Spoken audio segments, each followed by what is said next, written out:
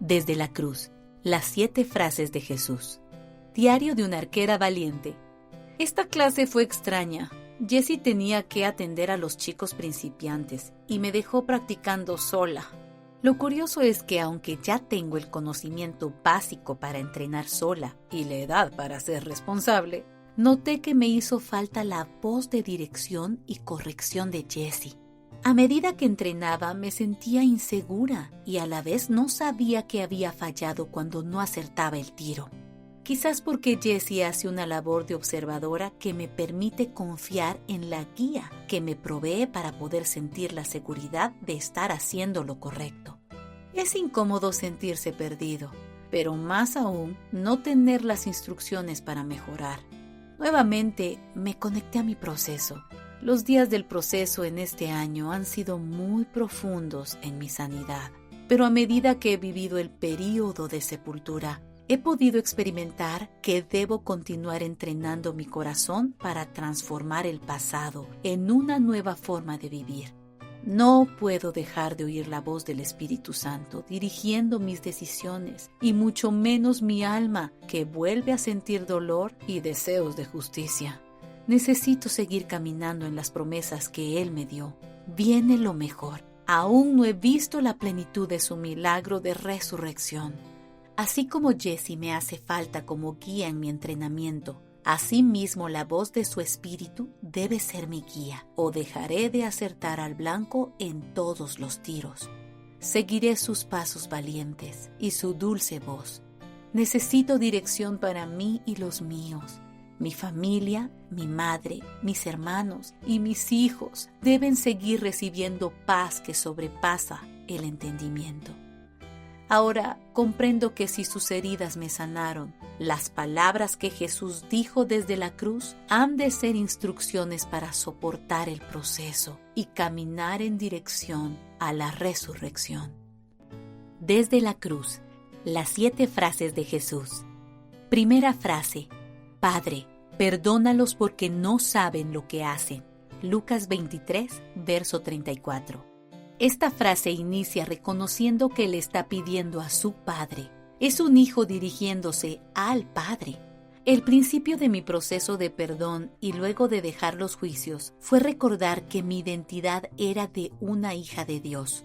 Recordar que mientras sufro y le pido a Dios su ayuda e intervención, me estoy dirigiendo a un Padre amoroso. Él me ama y conoce.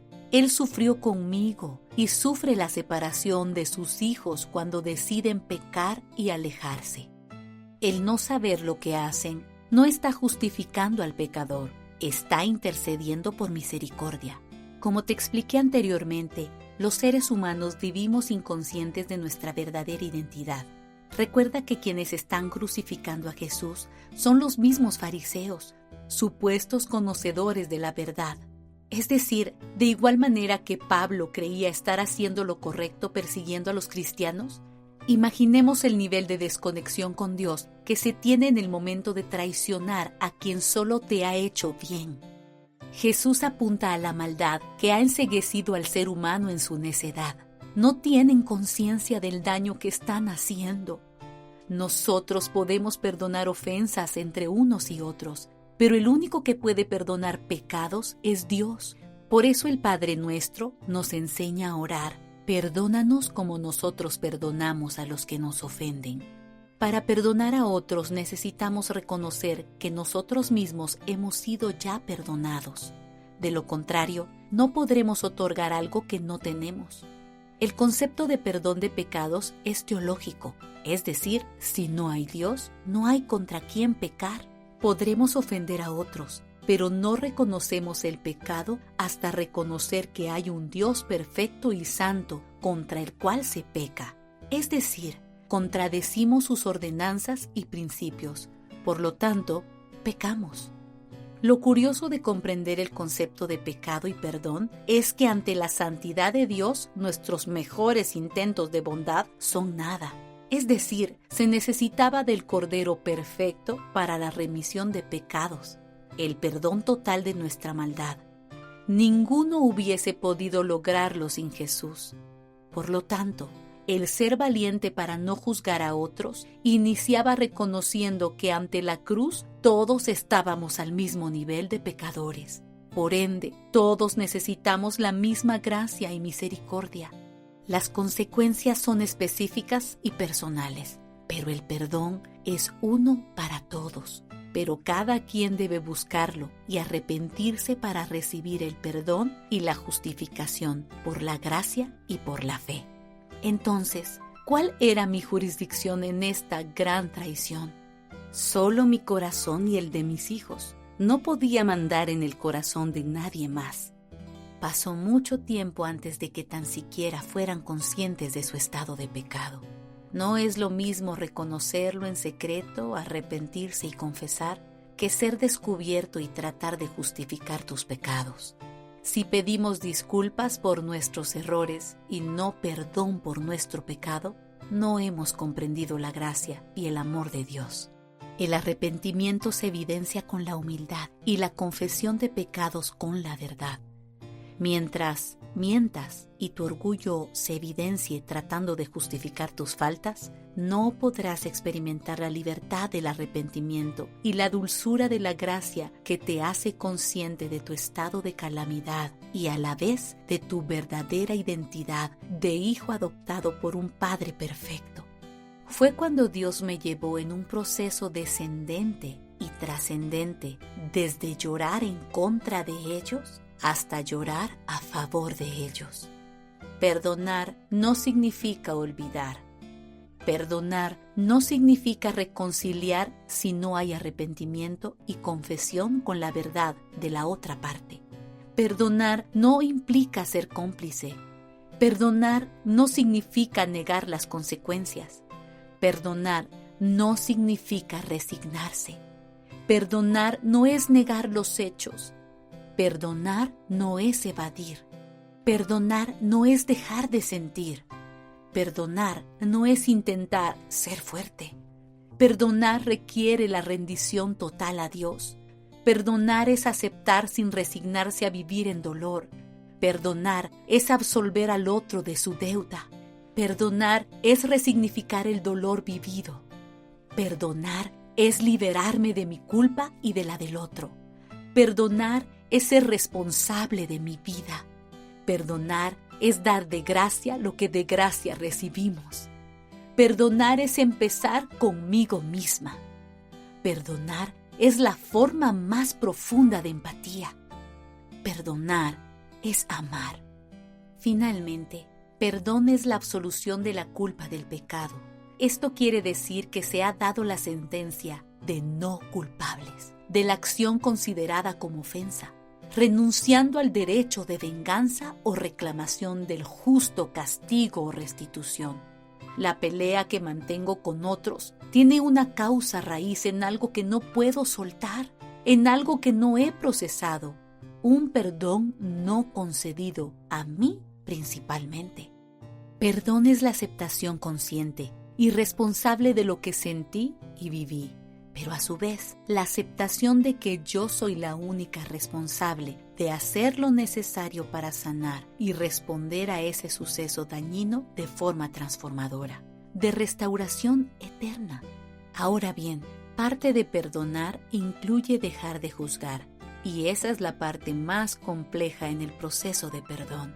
Por juicio se entiende el acto mental por el que el entendimiento afirma o niega que algo posea tal o cual propiedad, que sea y tenga cierto valor o característica. Pasé muchas semanas juzgando a mis ofensores y su futuro. Y con franqueza puedo decirte que Dios me dio permiso para que mi humanidad se expresara, validara mis emociones, procesara mi duelo, odiara y deseara lo peor para quienes habían destruido tanto. ¿Sabes por qué? Porque es necesario.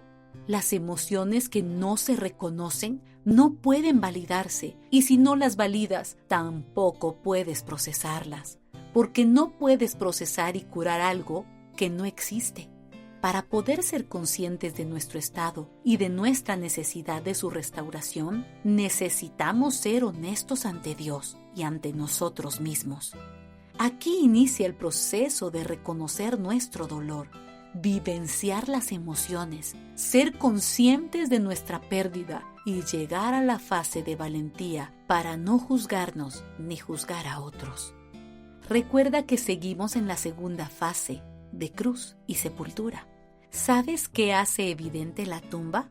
Lo corruptible y lo incorruptible.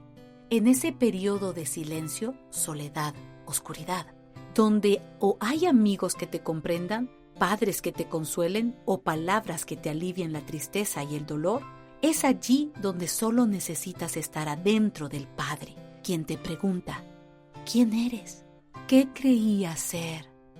Recordemos los aspectos de la resiliencia. En el área de la lingüística o palabras y creencias limitantes se encuentran los juicios, es decir, los conceptos y opiniones que decimos sobre otros, positivos o negativos. Los juicios siempre tienen que ver con una condena pendiente, con una deuda, con una falta y obra que deben saldar. Los juicios dejan atadas nuestras emociones al acontecimiento vivido. No nos permiten avanzar. Lo que no se resuelve se acumula. La vida nos enseña a sobreponernos, pero no a resolver. Necesitamos resolver y ser libres. Creo que solo el perdón resuelve en verdad. La fase resolutiva de los procesos de pérdida está en la aceptación, pero una aceptación que incluye esperanza, no una resignación en desesperanza y amargura. Mateo 7, verso 1 y 2 dice, «No juzguen a nadie para que nadie los juzgue a ustedes, porque tal como juzguen se les juzgará y con la medida que midan a otros se les medirá a ustedes». Lucas 6, verso 37 dice, «No juzguen y no se les juzgará, no condenen y no se les condenará, perdonen y se les perdonará». Para poder perdonar y dejar de juzgar, necesito la empatía de Dios, es decir, la conciencia y revelación espiritual y emocional de Dios mismo, que con su amor y misericordia me ha salvado y reconectado con Él para darme vida eterna y en abundancia. También necesito mi empatía, es decir, llegar a comprender que si yo hubiera sido tú, hubiera hecho lo mismo que tú. Hubiese tenido tu misma historia, tu misma carga genética, tu mismo nivel de conciencia espiritual y revelación de Dios, tus mismas heridas y carencias, y por lo tanto hubiese actuado igual de mal, haciendo daño a otros y a mí. Pedimos perdón y perdonamos porque hicimos y nos hicieron el daño vivido, porque finalmente no pudimos y no pudieron hacerlo de mejor manera. Esto no quiere decir que no supieran hacerlo mejor, simplemente quedamos o quedaron atrapados en la bajeza de la naturaleza de nuestra humanidad. Romanos 12, verso 19 dice, «No tomen venganza, hermanos míos, sino dejen el castigo en las manos de Dios, porque está escrito, mía es la venganza, yo pagaré, dice el Señor». Si tú eres a quien le robaron dignidad, honor, amor, tiempo, vida, salud, dinero, respeto, sueños, ideas, proyectos, negocios, personas, etc. Pregunto, ¿a quién deberían pagarle? Por años yo comprendí este texto haciendo énfasis en la venganza de Dios, pero la interpretación del texto que me hizo libre fue: si tú dejas la justicia en mis manos y te quitas del banquillo de juez, entonces yo saldaré las cuentas y te pagaré lo que te robaron. Mi amada, hay pérdidas irreemplazables. Jamás tu ofensor podrá pagarlas. Ya no, pero tu Padre que te ama quiere actuar a tu favor. Sí, y solo si dejamos de juzgar. Si juzgamos, ya hemos tomado la venganza en nuestras manos, pero si dejamos todo en sus manos, te puedo asegurar que su paga es milagrosa y eterna. Miqueas 7, verso 18 dice: ¿Qué Dios hay como tú que perdone la maldad y pase por alto el delito del remanente de su pueblo.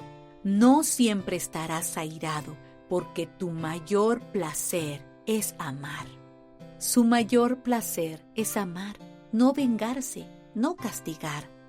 Dejemos de pedirle a Dios que su placer sea otra cosa. Él ama incomprensiblemente y si lo dejamos, lo hará con cada una de nosotras y de los nuestros. Perdonar y dejar de juzgar es resultado del extravagante amor de Dios fluyendo en nuestras vidas, primero hacia y para nosotras, y luego, como resultado, fluirá hacia otros. Segunda frase de Jesús desde la cruz. Te aseguro que hoy estarás conmigo en el paraíso. Lucas 23, verso 43. Este ladrón muy posiblemente había desperdiciado su vida o en su última etapa de vida había tomado malas decisiones. No lo sabemos a ciencia cierta, pero lo cierto es que está aquí, a la par de Jesús, siendo condenado a muerte. Este relato es un poderoso fundamento para comprender la salvación por gracia. No hay alguien tan malvado que su gracia no pueda alcanzar, su irresistible gracia. Este hombre se arrepintió en su último momento y le reconoce y confiesa que Jesús es el Rey de los judíos. La respuesta de Jesús es la promesa de que cuando esté en la presencia plena de Dios, el paraíso, aquel ladrón le acompañaría. Comprender esta verdad nos desarma. No podemos negar que quisiéramos justicia cuando somos dañados. Lo cierto es que queremos toda la justicia cuando nos fallan, pero toda la gracia cuando fallamos. Estando en mi tiempo de reposo, de sepultura, yo le dije a Dios, «Padre, no es justo». Y Él me contestó, «No, no lo es». «¿Quieres justicia o gracia?», me preguntó. Continuó diciendo, «Si quieres justicia, debo aplicarla a todos, y si quieres gracia, debo aplicarla a todos. ¿Qué deseas, Cristi?». La respuesta fue solo llanto. Y esas lágrimas mezcladas con arrepentimiento, gratitud, dolor, enojo, frustración, poco a poco fueron cambiando. Me vi allí como el ladrón, recibiendo gracia y misericordia. Sus palabras taladraban mi corazón, el perdón lavaba mi alma y la purificaba.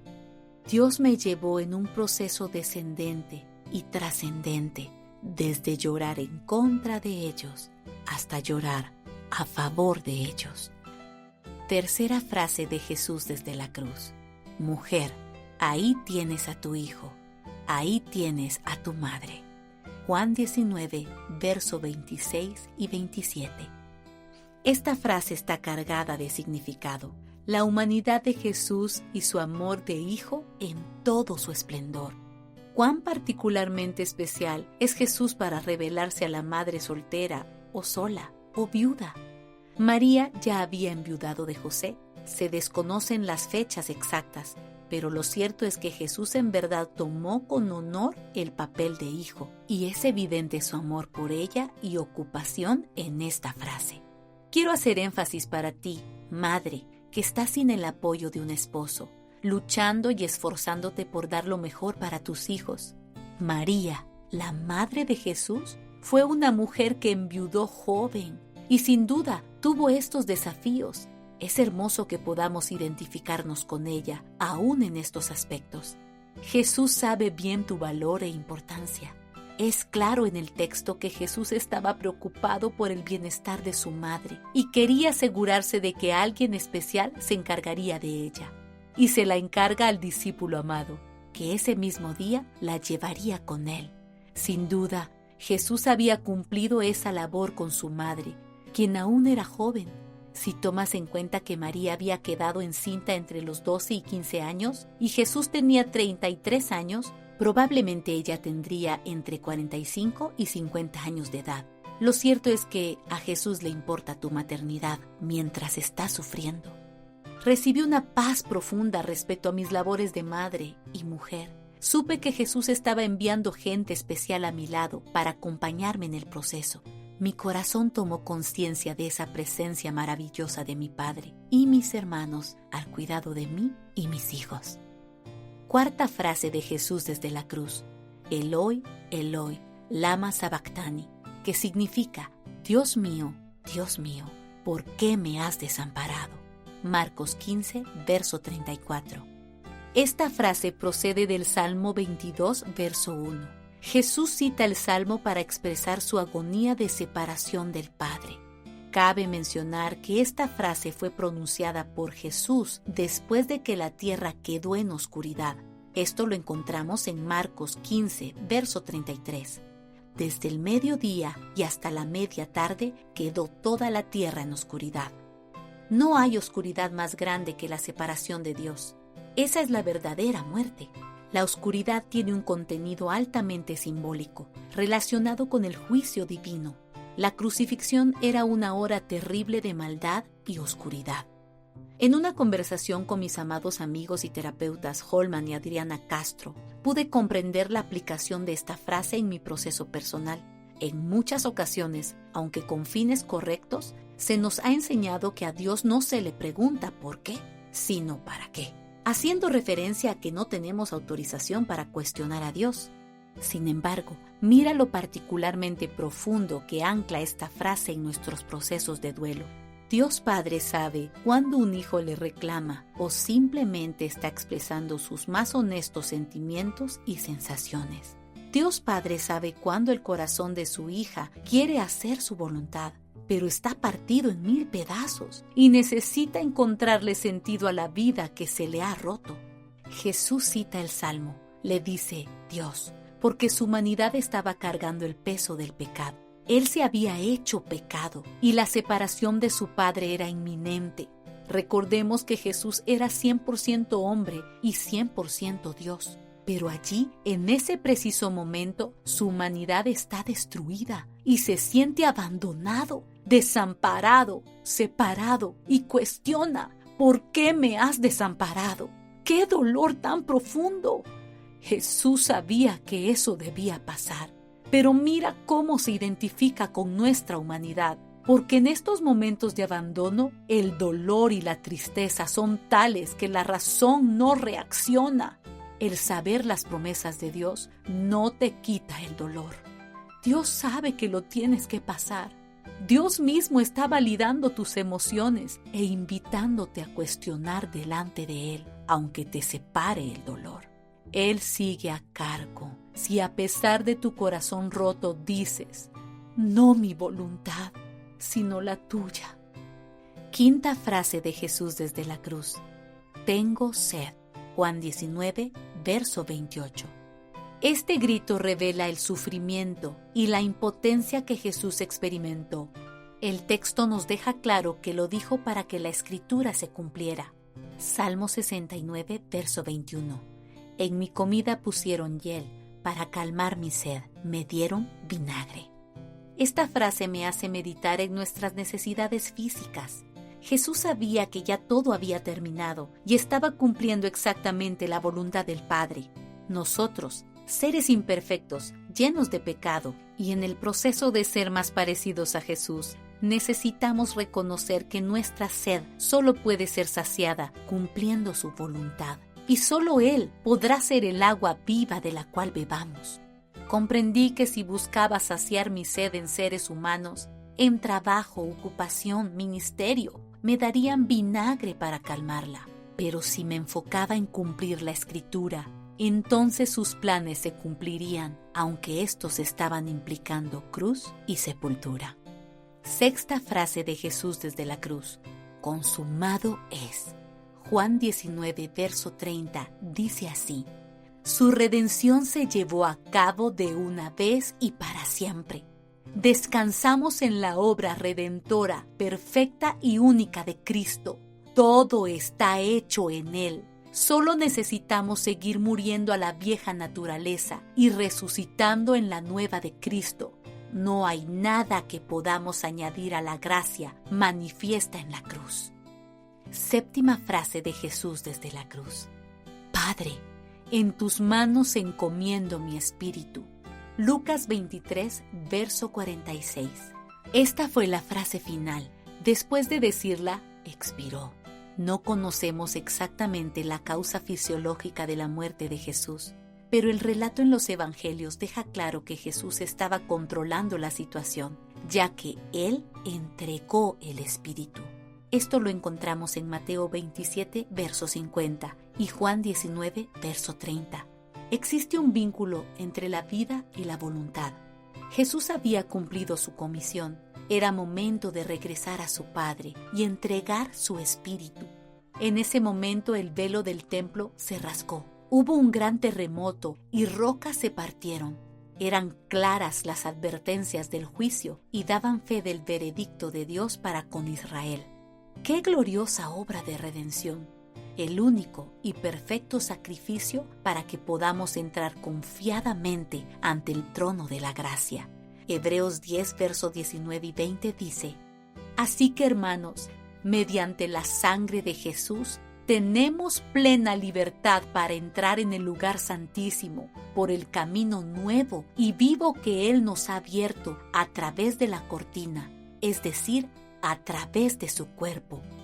Mientras intentemos acercarnos a Él mediante nuestros sacrificios y no mediante el sacrificio de Jesús, estamos tratando de ser salvos por nuestras obras y tratando de darle resucitación artificial a nuestra voluntad. Dios habló a mi corazón diciéndome: yo no resucito medios vivos, resucito muertos. Mientras trates de rescatar esto con tus fuerzas y no me lo entregues todo, no podrás ver mi resurrección en ti y en todos y en todo. Estaba claro, debía entregar todo a Él. Las 7 frases de Jesús en la cruz están cargadas de dirección e indicaciones para poder procesar nuestras emociones, circunstancias, pecados, errores, aciertos y desaciertos.